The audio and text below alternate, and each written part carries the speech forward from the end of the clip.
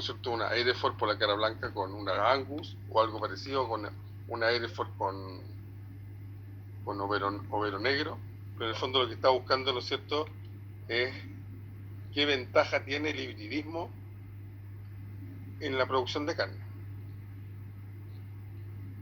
Ya esto lo vimos la vez pasada, ¿no es cierto?, hace que posparto, ¿se acuerdan? La lactancia, retención de placenta, a mayor edad va disminuyendo, condición corporal, en general ya lo vimos.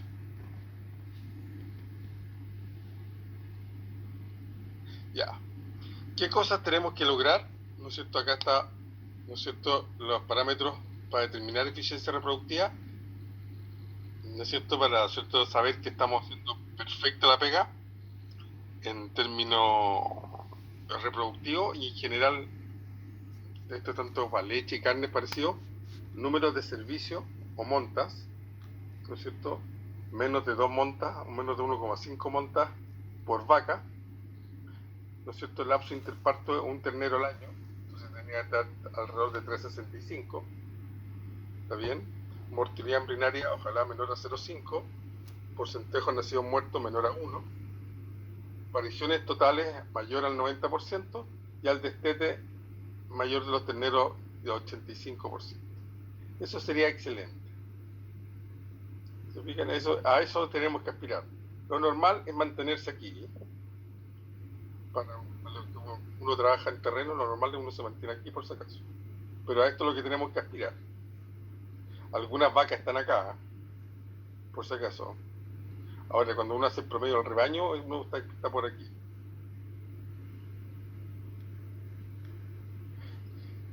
¿Se acuerdan que cuando vimos, ¿no es cierto?, raza, ¿no es cierto?, principalmente para mejorar cualquier núcleo genético de una producción, ¿no es cierto?, es más fácil manejar el toro, porque el toro, uno compra un solo ejemplar y va a tener varios crías con esto. Entonces, el mejoramiento genético de un rebaño, ¿no es cierto?, más rápido que cualquier otro.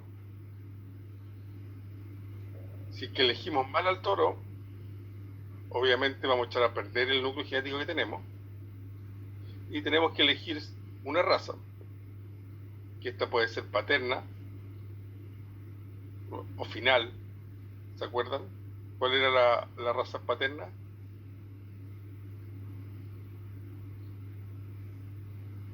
Que era, ¿no es cierto?, que todos los que las crías se venden los usan para reproductor, o, ¿no es cierto?, va a hacer un crossbreeding para aprovechar el beneficio de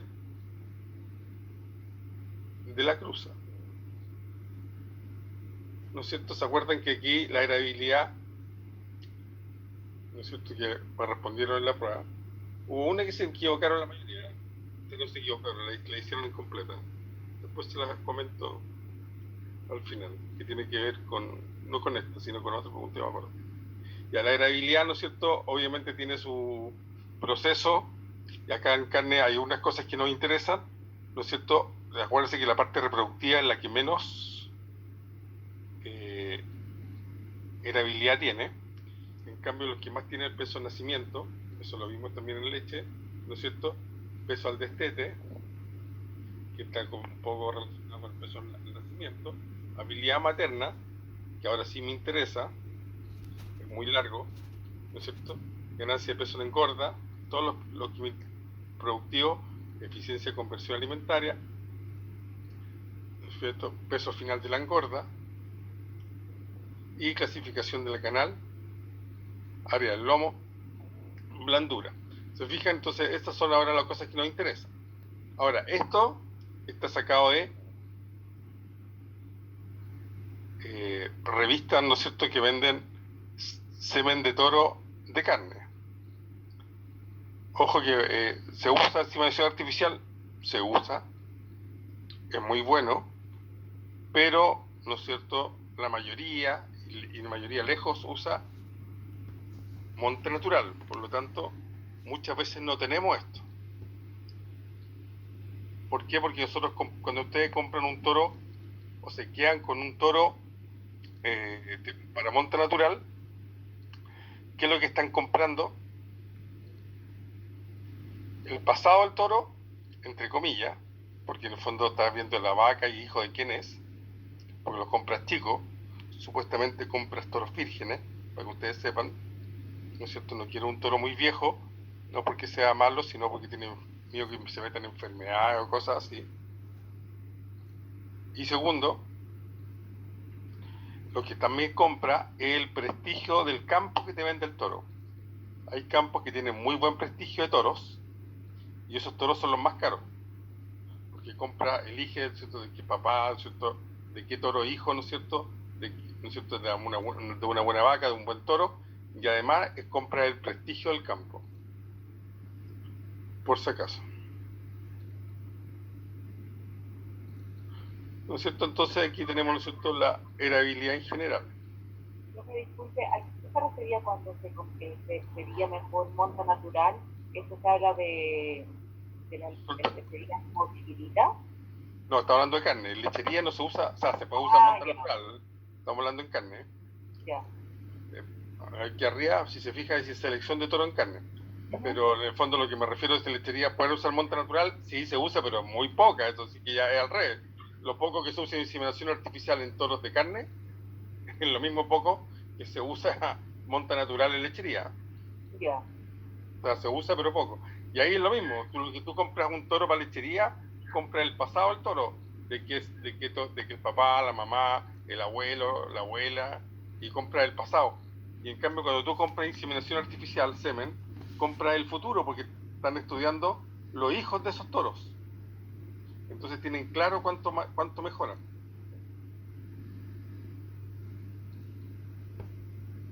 En términos generales, ¿no es cierto?, seleccionar, ¿no es cierto?, obviamente las características de interés económico, igual que en leche. ¿Se acuerdan que en leche que dijimos que lo primero que teníamos que seleccionar era, en Chile, producción de leche? Y si venían otras cosas, perfecto, pero lo que tenemos que seleccionar es, no por la puntuación de la pata, no por la puntuación de la ubre, sino que nuestro primer enfoque es producción de leche. Y manda a la producción de leche. Aquí también tenemos que buscar características económicas, ¿no es cierto?, para, ¿no es cierto?, darle una mejora genética constante al productor. Entonces aquí tenemos que tasa de crecimiento, peso al destete, también depende de lo que vamos a elegir. Obviamente las características reproductivas, como se los dije, son las de baja, por lo tanto casi no se toman en cuenta. Acá está, ¿no es cierto?, los toros, que está en inglés. Este es la diferencia, deja decirlo bien no es que sea gringo, pero para que me salga bien en el español, pues, la diferencia de la expectativa de la progenie. Ahí está, aquí, esto pasa para allá. La diferencia de la expectativa de la progenie, es decir, ¿no es cierto?, qué diferencia va a tener el hijo con respecto al avance con respecto a sus padres. Ya, esto es birth weight, o sea, peso al nacimiento, peso al destete, peso al año. ¿Ya? Peso al nacimiento, peso al destete, peso al año. Eso significa esa sigla. Obviamente aquí tenemos dos toros, A y B, ¿no es cierto? Y aquí tenemos, ¿no es cierto?, como lo que dice el catálogo de toros. Ya. Este número que está acá es, ¿no es cierto?, el mejor indicador, ¿no es cierto?, en términos de valor genético de un animal. Entrega una descripción genética de la característica del animal, o sea, está estudiado cuánto va mejorando. Se pueden comparar animales y, ¿no es cierto?, son utilizadas para comparar dos machos o hembras. Ahora, esto está hecho por razas, no se comparan dos razas distintas, solo entre la misma raza. Y tenemos otro número, el ACC o Atsurashi, ¿no es cierto?, que va de 0 a 1. Y esto es lo que yo les decía, que te aseguraba qué tan real es esta medición. Es decir, mientras más cercano a 1, como del 100%, pero aquí lo pongo con 1, ¿no es cierto? Es qué tan exacto es este número. O sea, el punto 9 significa que tiene mucha cantidad de estudios. El punto 1 está recién estudiándose. Entonces, esto puede variar mucho. ¿Entendieron? Entonces, el grupo, ¿no es cierto?, se calcula en razón, ¿no es cierto?, a los ancestros animales y el propio rendimiento y el de su progenie. Grupos contemporáneos del mismo sexo, de edad similar, en el fondo al peso de nacimiento, al destete, a eso se refiere las mediciones, y cambia porque la predicción de habilidad genética para transmitir una característica de interés, como en toda predicción, tiene un margen de riesgo. Como primero postulamos que es bueno, en los primeros estudios salió que era bueno, y de ahí tenemos que con el tiempo comprobar que era bueno. Y eso, o sea, colocándonos para que ustedes me entiendan,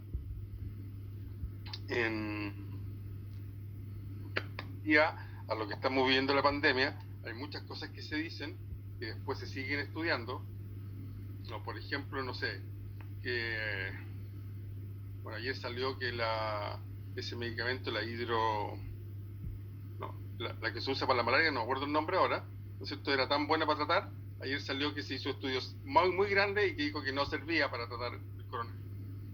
Eso voy. Entonces, estudios preliminares, a veces dicen que se hizo, que es bueno, pero después cuando se hace un gran estudio, un N más grande, se da cuenta que no es así. Claro, un chat. Hidroxicloroquina, gracias. Hasta ahí me acordaba, pero por lo menos o sea, me acordaba, pero no quise decirlo porque no estaba. A eso me refiero. Entonces va cambiando. Lo mismo pasa con esto. Los primeros estudios pueden ser buenos, pero después puede ser que el toro con la larga no era tan bueno. Y a eso me refiero. Se fijan, y acá tenemos 3 toros. Se fijan que aquí tenemos lo que se estudia el toro. Y lo que va, ¿cómo se dice? La expectativa, a diferencia de la expectativa de la progenie. ¿Cuánto va a ir cambiando?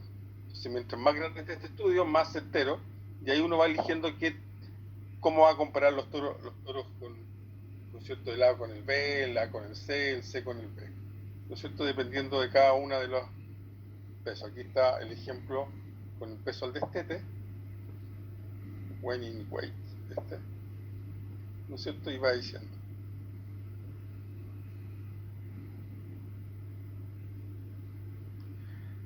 ¿No es cierto? Aquí tenemos, ¿no es cierto?, el ejemplo de cruces, ¿no es cierto?, y cómo vamos eligiendo y cómo se va comportando, ¿no es cierto?, frente peso al año, ¿no es cierto?, de acuerdo a cada toro.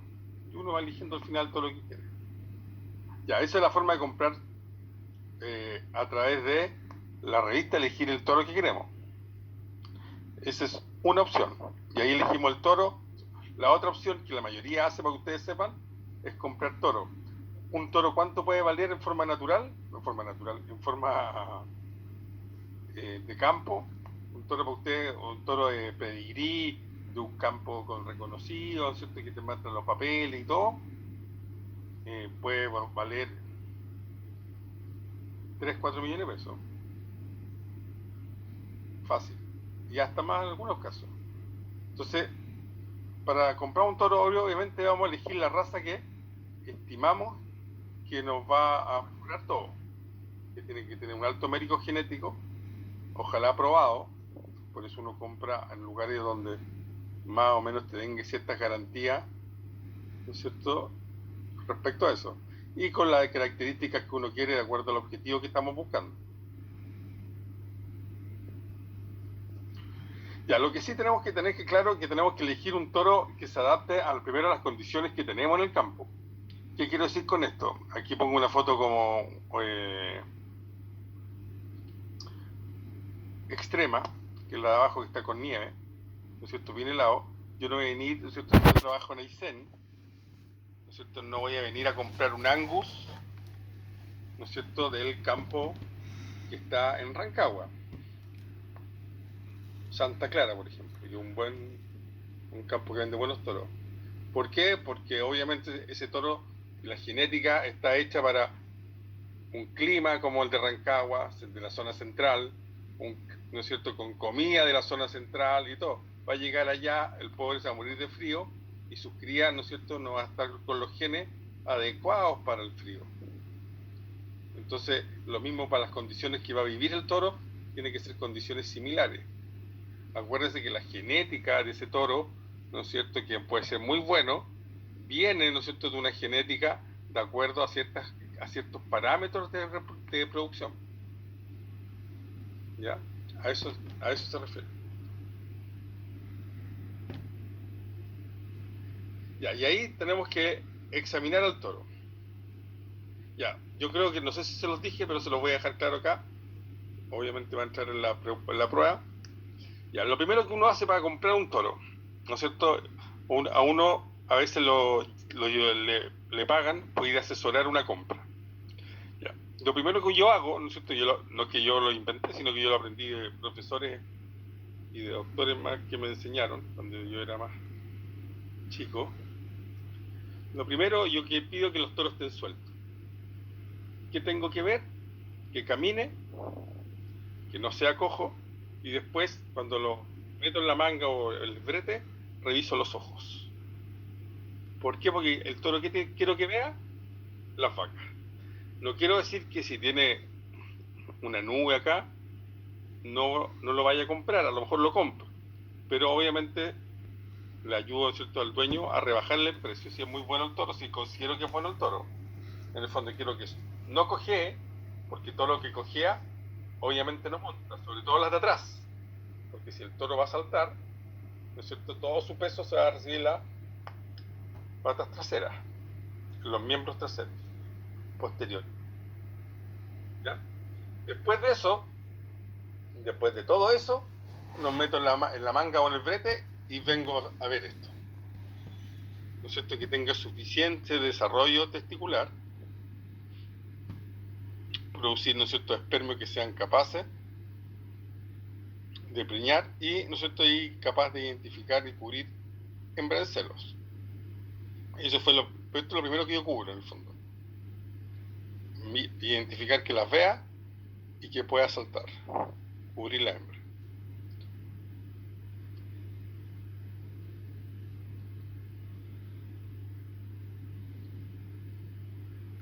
Entonces se estableció ciertos criterios. Esto es, ojo que esto también está hecho por raza. Aquí está, esto es la Angus. Entonces, a cierta edad,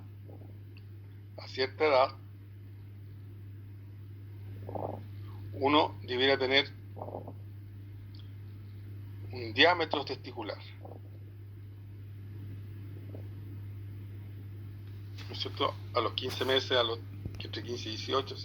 Ahora, si a los 15 meses tiene 34, es mejor. ¿Qué quiero decir con esto? Mientras el diámetro, mírenme las manos, ¿no es cierto? Mientras el diámetro sea más grande, ¿qué es lo que se piensa? Más semen. Es lo primero que uno tiene que pensar. No puede pensar más espermio. Eso va como en el segundo plano. Porque puede tener, ¿no es cierto?, un diámetro muy grande y tener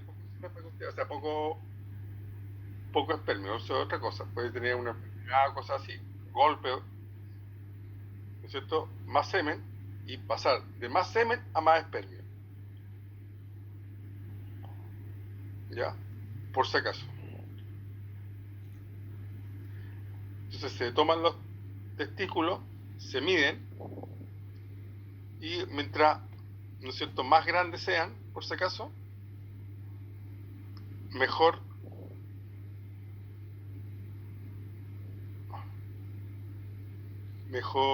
fertilidad debiera tener. Esa es la respuesta. Debiera tener. Porque va a tener más semen, por lo tanto debiera tener más espermios. Entonces, por eso digo, menos de 28 centímetros, su tasa de preñez es más baja, ¿no es cierto?, entre 28 y 32 y más de 32. ¿No es cierto? Entonces hay una correlación de circunferencia escrotal con la fertilidad del 0,58%. Entonces quiere decir que mientras más grande, el toro vaquillero no me sirve para, esto me sirve para todos los toros, pero el toro vaquillero lo que yo busco es que dé crías chicas. O sea, tiene que ser un toro como más compacto, más chiquitito para el vaquillero. Porque el tamaño del toro también es genético. Es lo mismo porque yo necesito que, ¿no es cierto?, que sea porque el toro vaquillero preña el tiro. Entonces sí me interesa la circunferencia escrotal. Me sirve para todo tipo de toro aquí. Todavía no estoy clasificando el propósito del toro. ¿Ya? Entonces,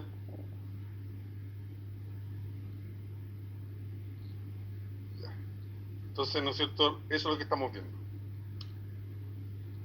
Entonces, bueno, como ya les dije, veo visual que sea capaz de reconocer, ¿no es cierto?, a la hembra en celo. Aspecto de evaluar, ¿no es cierto?, que el reproductor sea, ¿no es cierto?, utilizado en encaste, no debe poseer, ¿no es cierto?, enfermedades oculares. Es la principal causa de problemas oculares es la queratoconjuntivitis bovina, la moraxella bovis, lejos. Las extremidades, como le dije, y después, aparte de lo que ya hicimos, la parte del... También se examina el pene. El pene, lo que tú examináis, que no sea... que esté 3/4 en el prepucio. El prepucio no solo que explicáis que ustedes ven, sino que va toda la parte donde va el pene. Sí, porque más o menos 3/4, uno palpa el pene, ¿cierto?, y que 3/4. Y que tenga líbido. Entonces esto se hace una prueba para ver el líbido. Entonces tú a veces pones 3 toros, pero ojo que los toros tienen que ser todos con cacho o todos sin cacho, del mismo tamaño o edad, porque si no, si pones un toro de 5 años con un 2, eso es injusticia. Y pones 2 hembras que no estén en celo o las 2 en celo, y lo haces competir y ves el líbido del toro, ves si muestra interés, si monta una vez, si no monta, así exactamente, ahí está la tabla. Obviamente mientras más libidinoso sea, mejor. De hecho, a veces es mejor tener un diámetro testicular más chico, pero que el toro sea trabajador, o sea, a lo fondo tener un toro con un diámetro testicular muy alto, pero que sea más flojo, porque en el fondo lo que tú quieres es una tasa de preñez en el rebaño, no en una vaca. Entonces tienes que tener un toro de alta libido sobre el diámetro testicular. Se fijan acá, tengo aquí cómo cambian las tasas, porque este es más chico, el diámetro testicular, que este toro acá, pero tiene una alta libido y la tasa de preñez es mucho mayor. A eso me refiero. ¿No es cierto? Las vacas adultas, duración recomendada en el encante 60 días, vaquilla 45. ¿No es cierto? ¿Cuántos toros necesitamos? 3 al 5%. ¿Qué quiero decir esto? Que más o menos es un toro por cada 20 vacas a un toro cada 33 vacas. Más o menos eso es lo que ustedes me... Esa es la relación por vaca. ¿De qué depende que use cuál relación? De la foto de abajo. De esta foto de acá. Esta foto de acá me sale bien. ¿Por qué? Porque si estas vaquitas se van a pasear por dentro del bosque, necesito más toros que las controlen. En el fondo, que estén más atentos a todas. En cambio, si tengo una planicie nomás, donde, ¿cierto?, los toros ven todo el rato a las vacas, no hay lugar donde esconderse, necesito menos toros por vaca. Por eso va del 3 al 5%. Esa diferencia se explica por la geografía del terreno. Si tiene quebrada, si es muy grande, tiene quebrada, cerro, qué sé yo, más toros. Ahí está en el 5%. ¿Estamos claros? Ya. Ya, y ahora llegamos, ¿no es cierto?, compa del toro, para hacer hibridismo. Ya, ¿cómo eligen esto? Ya, ustedes tienen una raza base, ¿no es cierto? Y eligen un toro para cruzarla. ¿Y tú cómo eliges ese toro? Por complementación. ¿Ya? ¿Qué es lo que es complementación? ¿No es cierto? Si tú tienes, ¿no es cierto?, un toro, o un núcleo genético que da carne muy grasosa, y tú, ¿no es cierto?, te das cuenta que el mercado o están pagando más por, ¿no es cierto?, tener carne menos grasosa, compra un Charolais, ¿no es cierto?, un Simmental, por darle un ejemplo, ¿no es cierto?, de raza. Ustedes tienen un núcleo de británica y ponen una continental europea para que mejore la canal, sea más magra, para que me entiendan, porque así está pagando, ¿no es cierto? Tú eliges eso, lo eliges por complementación.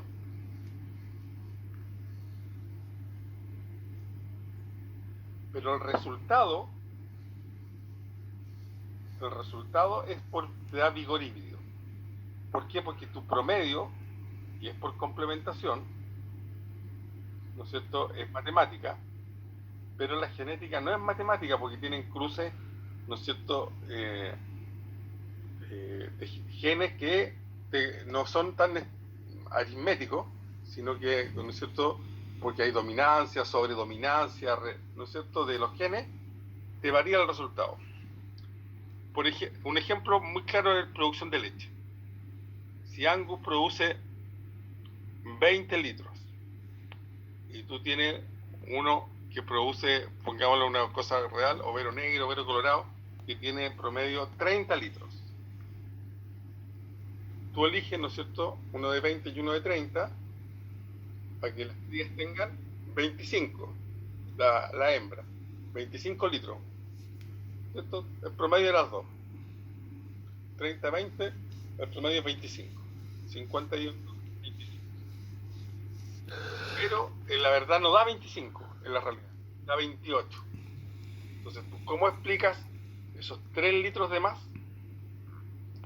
A través del vigor híbrido, que es la superioridad que presentan los descendientes híbridos con respecto al promedio de las razas. ¿Me entendieron lo que es vigor híbrido? No, profe. ¿No? Mira, acá voy a tratar de hacerlo de nuevo. Lo voy a explicar varias veces en todo caso. Y aquí tenemos la raza británica, que es nuestro núcleo. Y acá tenemos la continental europea. Y yo quiero que sean, estoy hablando de ejemplos que son, estas son más grasosas, estas son más magras. El mercado pide que sean más magras, ¿estamos de acuerdo? Sí, ahí lo entendí. Ya, mira, acá está. Acá tengo los ejemplos. Más magra, entonces tú eliges, por eso eliges dos razas. ¿Quieres el medio? Ahora está hablando del marmoleado, ¿cierto? Sí, pero Ya. ponte tú, en una canal tengo la que es más grasosa, 10% grasa. Claro. Y en una tengo 5% grasa. ¿Qué esperarías tú de que la grasa normalmente que sea el promedio? 7,5. Suma el promedio, tú creas 7,5. Pero no te da 7,5, nunca te da 7,5. Te puede dar más o menos, dependiendo de lo que sea. Y eso se explica a través del vigor híbrido. Están chateando. Sí, entendí. ¿Está temblando? No sé, no sentí nada. Estaba concentrado. Y eso que vive en departamento. No sentí nada. Eso es porque estoy concentrado con ustedes. Ya. Hoy somos chilenos. Suave y fuerte. Así somos los chilenos. Ya. Chicos, acá tengo otro ejemplo. Miren. Un peso de la raza A, 160. Peso al destete, Hereford. B, Simmental, 210. Entonces yo elegiría, ¿no es cierto?, usar estas dos razas. Por complementación, que está abajo, por complementación sería el promedio, 185. Eso es lo que yo esperaría, porque en el fondo estoy usando una raza que es 160, otra 210 y me queda aquí 185. Pero el peso real fue 195. Entonces, ¿no es cierto? Eso se explica el vigor híbrido o la terosis. Ya me queda menos de un minuto, chicos. Vamos, se va a cortar esto. Vamos a esperar que se grabe toda la clase, unos 5 o 10 minutos. O sea, ese depende de cuánto se demora. Y sigo para terminar esta presentación y hacemos el control. Así que tengan paciencia. Me quedan unas poquitas diapositivas más y hacemos el control. Y con eso estaríamos. Pero espérenme, ¿no es cierto? Esto se puede cortar en cualquier minuto. Así que nos vemos en la próxima sesión.